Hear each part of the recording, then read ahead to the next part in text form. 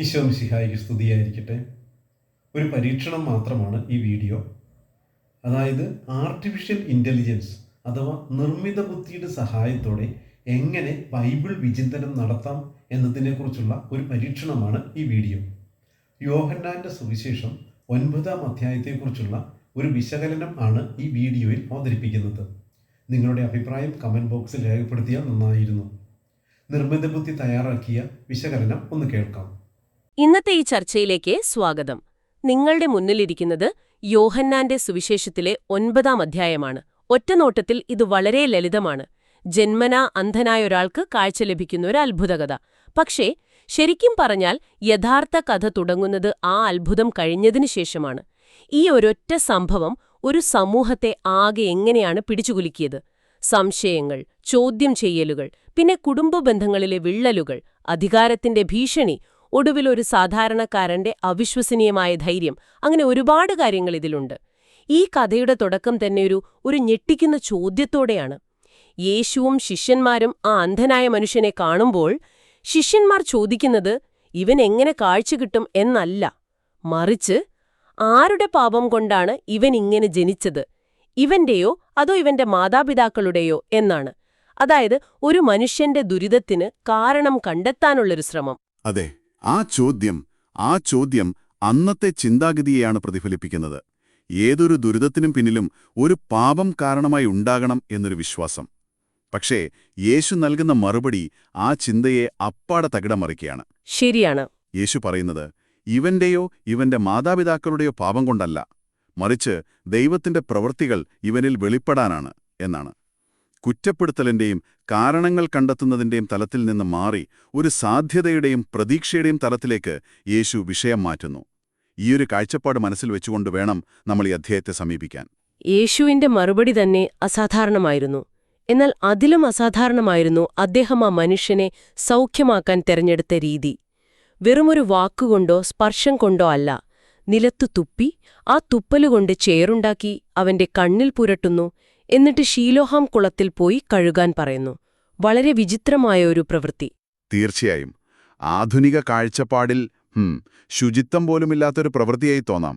പക്ഷെ ഇവിടെ ശ്രദ്ധേയമായൊരു കാര്യം ആ മനുഷ്യന്റെ ഭാഗത്തു നിന്നുള്ള പ്രതികരണമാണ്. എന്തുകൊണ്ടിങ്ങനെ ചെയ്യുന്നു എന്നോ ഇതെന്തിനാണെന്നോ അയാൾ ചോദിക്കുന്നില്ല. ഒരു തർക്കവുമില്ലാതെ പറഞ്ഞതുപോലെ പോയി കഴുകുന്നു, കാഴ്ച പ്രാപിക്കുന്നു. ആ നിരുപാധികമായ അനുസരണത്തിൽ ഒരു വിശ്വാസത്തിന്റെ ആദ്യപടി ഒളിഞ്ഞുകിടപ്പുണ്ട്. വെറുതെ കേട്ട് തള്ളിക്കളയാമായിരുന്നു, പക്ഷെ അയാളത് ചെയ്തില്ല. എനിക്ക് ഏറ്റവും കൗതുകം തോന്നിയത് ഈ അത്ഭുതം നടന്ന ശേഷമുള്ള സംഭവങ്ങളാണ്. ഒരാൾക്ക് കാഴ്ച കിട്ടുന്നത് എല്ലാവരും ആഘോഷിക്കേണ്ട ഒന്നല്ലേ? സാധാരണഗതിയിൽ അതെ. പക്ഷേ ഇവിടെ നേരെ തിരിച്ചാണ് സംഭവിക്കുന്നത്. അയൽക്കാരും മുമ്പ് അവനെ കണ്ടിട്ടുള്ളവരുമൊക്കെ ആശയക്കുഴപ്പത്തിലായി. ചിലർ പറയുന്നു ഇത് തന്നെയാണ് ആ ഭിക്ഷക്കാരൻ. മറ്റു ചിലർ പറയുന്നു അല്ല, അവനെപ്പോലെ തോന്നുന്നു. ഒരു തർക്കം തന്നെ നടക്കുന്നു അവിടെ. ഇതൊരു വലിയ മാറ്റത്തിന്റെ സാമൂഹിക പ്രതിഫലനമാണ്. കാരണം ആ മനുഷ്യന്റെ ഐഡന്റിറ്റി സമൂഹം നിർവചിച്ചിരുന്നത് അവന്റെ കുറവിന്റെ അടിസ്ഥാനത്തിലായിരുന്നു. ജന്മന അന്ധനായ ഭിക്ഷക്കാരൻ, അതായിരുന്നു അവന്റെ മേൽവിലാസം. ശരിയാണ്. ആ കുറവില്ലാതായപ്പോൾ ആ ഐഡന്റിറ്റി തകർന്നു. അവനെ എങ്ങനെ ഉൾക്കൊള്ളണം എന്ന് സമൂഹത്തിനറിയില്ല. അവരുടെ മനസ്സിലെ ചിത്രം മാറിയിരിക്കുന്നു. ആ ആശയക്കുഴപ്പത്തിനിടയിൽ അവൻ തന്നെ പറയേണ്ടി വരുന്നു, ഞാൻ തന്നെയാണ് അവൻ എന്ന്. സമൂഹം അടിച്ചേൽപ്പിച്ച ഐഡന്റിറ്റിയിൽ നിന്ന് അവൻ സ്വയം തന്റെ വ്യക്തിത്വം ഉറപ്പിക്കുകയാണവിടെ. അവിടെ നിന്നാണ് കാര്യങ്ങൾ കൂടുതൽ ഗൗരവതരമാവുന്നത്. ഈ തർക്കം ഒടുവിൽ ചെന്നെത്തുന്നത് അന്നത്തെ മതനിയമ അധികാരികളായ പരീശന്മാരുടെ മുന്നിലാണ്. അവർ അവനെ ഒരു ഔദ്യോഗിക വിചാരണയ്ക്ക് കൊണ്ടുപോകുന്നു. അവിടെ പ്രധാന പ്രശ്നമാകുന്നത് കാഴ്ച കിട്ടി എന്നതല്ല, മറിച്ച് യേശു ഈ അത്ഭുതം പ്രവർത്തിച്ചത് ഒരു ശബത്ത് ദിവസമാണ് എന്നതാണ്. ഒരു മിനിറ്റ്, ഈ ശബത്ത് നിയമം എന്തുകൊണ്ടാണ് അവർക്ക് ഇത്ര വലിയ വിഷയമാകുന്നത്? വെറും ചേറുണ്ടാക്കുന്നത് എങ്ങനെ ഒരു നിയമലംഘനമാകൂ? നല്ല ചോദ്യമാണ്. നമുക്കിന്ന് ചിന്തിക്കുമ്പോൾ അതൊരു ചെറിയ കാര്യമായി തോന്നാം. പക്ഷേ അന്നത്തെ യഹൂദർക്ക് ശബത്ത് എന്നത് വെറുമൊരു ഒഴിവു ദിവസമല്ലായിരുന്നു. ദൈവവുമായുള്ള അവരുടെ ഉടമ്പടിയുടെ അടയാളവും അവരുടെ ദേശീയ ഐഡന്റിറ്റിയുടെ കേന്ദ്രബിന്ദുവുമായിരുന്നു അത്. ഓക്കേ. ശബത്ത് ദിവസം ഒരു ജോലിയും ചെയ്യാൻ പാടില്ല എന്ന് കർശനമായ നിയമങ്ങളുണ്ടായിരുന്നു. ഈ ജോലി എന്നതിനെ അവർക്ക് വളരെ വിശദമായ നിർവചനങ്ങളുണ്ടായിരുന്നു. അതെ. അതിലൊന്നാണ് കുഴയ്ക്കുക എന്നത്. യേശു ചേറുണ്ടാക്കിയത് ആ നിയമത്തിന്റെ ലംഘനമായി അവർ കണ്ടു. അതുകൊണ്ട് അവരുടെ ദൃഷ്ടിയിൽ ദൈവത്തിന്റെ നിയമം ലംഘിക്കുന്ന ഒരാൾക്ക് ദൈവത്തിൽ നിന്നുള്ളവനാകാൻ കഴിയില്ല. അപ്പോൾ അതോടെ പരീശന്മാരുടെ ഇടയിലും ഒരു ഭിന്നതയുണ്ടായി. നിയമപുസ്തകവും കൺമുന്നിലെ യാഥാർത്ഥ്യവും തമ്മിലുള്ള ഒരു ഏറ്റുമുട്ടൽ. കൃത്യമായി പറഞ്ഞാൽ അതുതന്നെ. ഒരു വിഭാഗം പറഞ്ഞു, ശബത്ത് ആചരിക്കാത്ത ഈ മനുഷ്യൻ ദൈവത്തിൽ നിന്നുള്ളവനല്ല, നിയമമായിരുന്നു അവരുടെ മാനദണ്ഡം. പക്ഷേ മറുവിഭാഗം ചോദിച്ചു, പാപിയായൊരു മനുഷ്യന് എങ്ങനെ ഇത്തരം അത്ഭുതങ്ങൾ പ്രവർത്തിക്കാൻ കഴിയും? ശരിയാണ്. അവരുടെ മുന്നിലുള്ളത് തർക്കിക്കാൻ പറ്റാത്തൊരു തെളിവാണ്. കാഴ്ച കിട്ടിയൊരു മനുഷ്യൻ. ആ ആശയക്കുഴപ്പത്തിൽ അവർ ആത്യന്തികമായി കാഴ്ച ലഭിച്ച മനുഷ്യനോട് തന്നെ ചോദിക്കുന്നു, അവൻ നിന്റെ കണ്ണുകൾ തുറന്നല്ലോ, അവനെപ്പറ്റി നീ എന്തു പറയുന്നു? അവന്റെ ഉത്തരം വളരെ വ്യക്തമായിരുന്നു. അവനൊരു പ്രവാചകനാണ്. പതുക്കെയാണെങ്കിലും അവന്റെ ധാരണകൾ വളരുന്നത് നമുക്കിവിടെ കാണാം. അതെ, തനിക്ക് കിട്ടിയ അനുഭവത്തിൽ നിന്നാണ് അവൻ ആ നിഗമനത്തിലെത്തുന്നത്. പാണ്ഡിത്യത്തിൽ നിന്നല്ല, ജീവിതാനുഭവത്തിൽ നിന്ന്. പക്ഷെ പരീശന്മാർക്ക് ആ ഉത്തരം സ്വീകാര്യമായിരുന്നില്ല. അതോടെ അവർ അടുത്ത തന്ത്രം പ്രയോഗിച്ചു. ഈ അത്ഭുതം തന്നെ നടന്നിട്ടില്ല എന്ന് വരുത്തി തീർക്കാൻ ശ്രമിച്ചു. അതെ, അവർക്ക് ആ സംഭവം വിശ്വസിക്കാൻ കഴിഞ്ഞില്ല. അല്ലെങ്കിൽ അവർക്കത് വിശ്വസിക്കാൻ താൽപ്പര്യമില്ലായിരുന്നു എന്ന് പറയുന്നതാവും ശരി.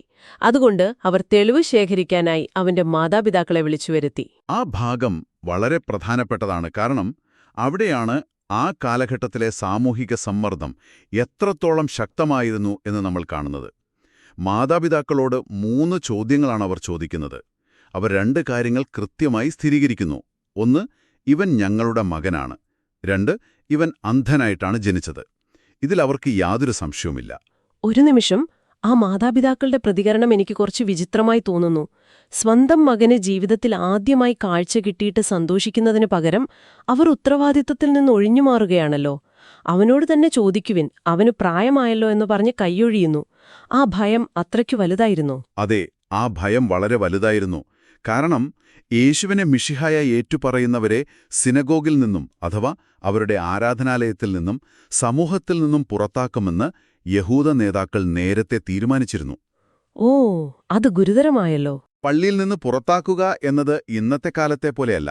അതൊരു സാമൂഹിക മരണമായിരുന്നു. വ്യാപാരബന്ധങ്ങൾ, കുടുംബബന്ധങ്ങൾ, സാമൂഹിക ജീവിതം എല്ലാം അതോടെ അവസാനിക്കും. ആ വ്യക്തിയും കുടുംബവും പൂർണ്ണമായി ഒറ്റപ്പെടും. ആ ഭയമാണ് സ്വന്തം മകനുവേണ്ടി സംസാരിക്കുന്നതിൽ നിന്ന് അവരെ പിന്നോട്ട് വലിച്ചത്. അതൊരു ഭയാനകമായ അവസ്ഥയാണ്. മാതാപിതാക്കളിൽ നിന്ന് ഒരു സ്ഥിരീകരണവും കിട്ടാതെ വന്നപ്പോൾ അവർ വീണ്ടും കാഴ്ച കിട്ടിയ മനുഷ്യനിലേക്ക് തന്നെ തിരിയുന്നു. ഇത്തവണ അവർ വരുന്നത് ഒരു ഭീഷണിയുടെ സ്വരത്തിലാണ്. ദൈവത്തെ മഹത്വപ്പെടുത്തുക, ആ മനുഷ്യനൊരു പാപിയാണെന്ന് ഞങ്ങൾക്കറിയാം. ഇതിലൊരു ഒളിയമ്പുണ്ടല്ലേ? തീർച്ചയായും. സത്യം പറയുക, പക്ഷെ ഞങ്ങൾ പറയുന്ന സത്യം പറയുക എന്നൊരു ധ്വനിയുണ്ടതിൽ. അതുതന്നെ. ഞങ്ങള് ഒരു നിഗമനത്തിലെത്തിയിട്ടുണ്ട്, നീ അത് അംഗീകരിച്ചാൽ മതി എന്നൊരു സമ്മർദ്ദമാണ്. എന്നാൽ ആ മനുഷ്യന്റെ മറുപടി ഈ അധ്യായത്തിലെ ഏറ്റവും ശക്തമായ ഭാഗങ്ങളിലൊന്നാണ്. അവൻ അവരുടെ തത്വചിന്തകൾക്കോ നിയമവ്യാഖ്യാനങ്ങൾക്കോ മറുപടി പറയാൻ പോകുന്നില്ല.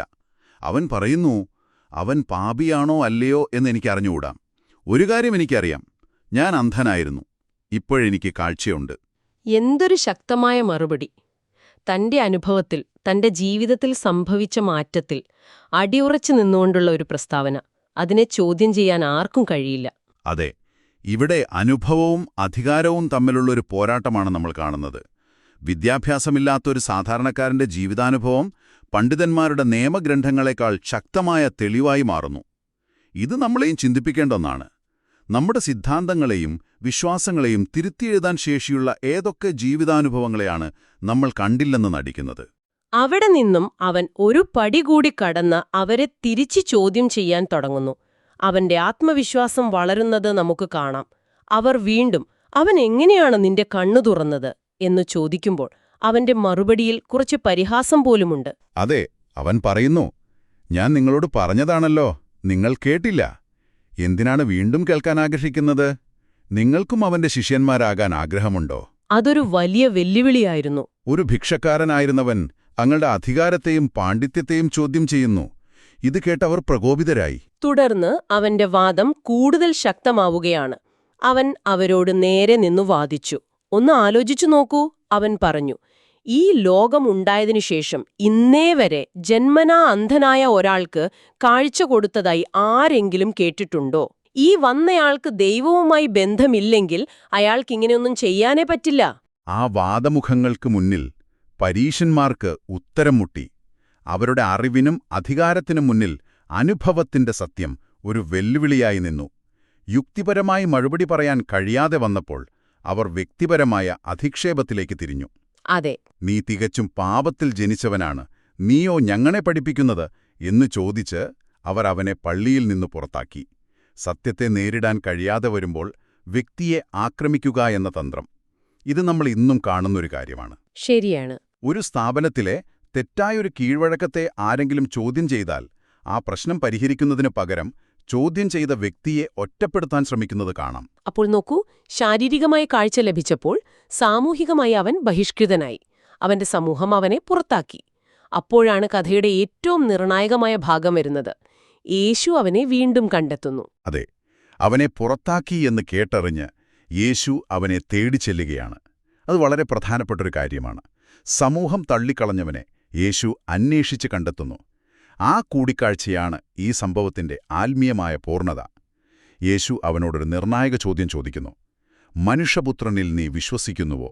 ആ ചോദ്യത്തിനു മുന്നിൽ അവന്റെ മറുപടി, കർത്താവെ, ഞാൻ വിശ്വസിക്കേണ്ടതിന് അവൻ ആരാണ് എന്നായിരുന്നു. യേശു സ്വയം വെളിപ്പെടുത്തുന്നു: നീ അവനെ കണ്ടിരിക്കുന്നു, നിന്നോട് സംസാരിക്കുന്നവൻ തന്നെയാണവൻ. അതോടെ ശാരീരികമായി കാഴ്ച ലഭിച്ച ആ മനുഷ്യന് ആത്മീയമായ കാഴ്ചയും ലഭിക്കുന്നു. അവൻ പറയുന്നു, കർത്താവെ, ഞാൻ വിശ്വസിക്കുന്നു എന്ന് പറഞ്ഞ് അവനെ ആരാധിക്കുന്നു. ഈ സംഭവത്തിനു ശേഷം യേശു പറയുന്നൊരു വാക്യമുണ്ട്. അത് ഈ അധ്യായത്തിന്റെ മുഴുവൻ സത്തയുമാണ്. ഒരു ന്യായവിധിക്കാണ് ഞാൻ ഈ ലോകത്തിലേക്ക് വന്നത്, കാഴ്ചയില്ലാത്തവർ കാണുവാനും കാഴ്ചയുള്ളവർ അന്ധരാകുവാനും വേണ്ടി. ഇത് കേട്ടുകൊണ്ട് നിന്ന ചില പരീശന്മാർക്ക് കാര്യം മനസ്സിലായി. തങ്ങളെക്കുറിച്ചാണ് ഈ പറയുന്നതെന്നൊരു തോന്നലുണ്ടായി. അവർ ഉടനെ ചോദിക്കുന്നു, അപ്പോൾ ഞങ്ങളും അന്ധരാണോ? യേശുവിന്റെ മറുപടി ആഴത്തിൽ ചിന്തിക്കേണ്ട ഒന്നാണ്. യേശു പറഞ്ഞു, നിങ്ങൾ അന്ധരായിരുന്നുവെങ്കിൽ നിങ്ങൾക്ക് പാപമുണ്ടാകുമായിരുന്നില്ല. എന്നാൽ ഞങ്ങൾ കാണുന്നു എന്ന് നിങ്ങൾ പറയുന്നതുകൊണ്ട് നിങ്ങളുടെ പാപം നിലനിൽക്കുന്നു. ഇവിടെ കാഴ്ച എന്നത് കേവലം കണ്ണുകൊണ്ട് കാണുന്നതല്ല. അത് അറിവിന്റെയും നിയമജ്ഞാനത്തിന്റെയും ആത്മീയമായ ഉൾക്കാഴ്ചയുടെയും പ്രതീകമാണ്. അപ്പോൾ പരീശന്മാർ ഞങ്ങൾ കാണുന്നു എന്ന് പറഞ്ഞത് ഞങ്ങൾക്ക് നിയമമറിയാം, ദൈവത്തെ അറിയാം, ശരിയും തെറ്റുമറിയാം എന്നർത്ഥത്തിലാണ്. അതൊരു തരം അഹങ്കാരമാണ്. അതെ, ആ അഹങ്കാരമാണവരെ യഥാർത്ഥത്തിൽ അന്ധരാക്കിയത്. തങ്ങൾക്കെല്ലാം അറിയാം എന്ന് വിശ്വസിക്കുന്നതുകൊണ്ട് കൺമുന്നിൽ നടന്ന ഒരു അത്ഭുതത്തെ, ഒരു സത്യത്തെ കാണാനോ അംഗീകരിക്കാനോ അവർക്ക് കഴിയുന്നില്ല. അതേസമയം താൻ അന്ധനാണെന്ന് പൂർണ്ണമായി അംഗീകരിച്ചിരുന്ന മനുഷ്യന് ശാരീരികവും ആത്മീയവുമായ കാഴ്ച ലഭിച്ചു. തനിക്ക് അറിവില്ല എന്ന് സമ്മതിക്കുന്നവനാണ് പുതിയ കാര്യങ്ങൾ പഠിക്കാൻ കഴിയുക എന്ന വലിയൊരു തത്വം ഇതിലുണ്ട്. അപ്പോൾ ജന്മന അന്ധനായ ഒരാൾക്ക് കാഴ്ച ലഭിക്കുന്ന ഒരു ലളിതമായ കഥയിൽ തുടങ്ങി എന്താണ് യഥാർത്ഥ കാഴ്ച, എന്താണ് യഥാർത്ഥ അന്ധത എന്ന വലിയൊരു ചോദ്യത്തിലേക്കാണ് ഈ അധ്യായം നമ്മളെ കൊണ്ടെത്തിച്ചത്. ശാരീരികമായ കാഴ്ചയും ആത്മീയമായ അന്ധതയും തമ്മിലുള്ള ഒരു വൈരുദ്ധ്യം. തീർച്ചയായും ഈ കഥയിലെ രണ്ടു കൂട്ടരുടെയും യാത്ര നോക്കൂ. കാഴ്ച ലഭിച്ച മനുഷ്യന്റെ വിശ്വാസം പടിപടിയായി വളരുകയാണ്. ആദ്യം യേശുവിനെ യേശുവെന്ന് പേരുള്ള മനുഷ്യൻ എന്ന് പറയുന്നു, പിന്നീട് ഒരു പ്രവാചകനെന്ന് തിരിച്ചറിയുന്നു, അവസാനം കർത്താവേ എന്ന് വിളിച്ച് ആരാധിക്കുന്നു. അതെ, അന്ധകാരത്തിൽ നിന്ന് പ്രകാശത്തിലേക്ക്, സംശയത്തിൽ നിന്ന് വിശ്വാസത്തിലേക്ക് അവൻ യാത്ര ചെയ്തു. എന്നാൽ പരീശന്മാരുടെ യാത്ര നേരെ തിരിച്ചായിരുന്നു.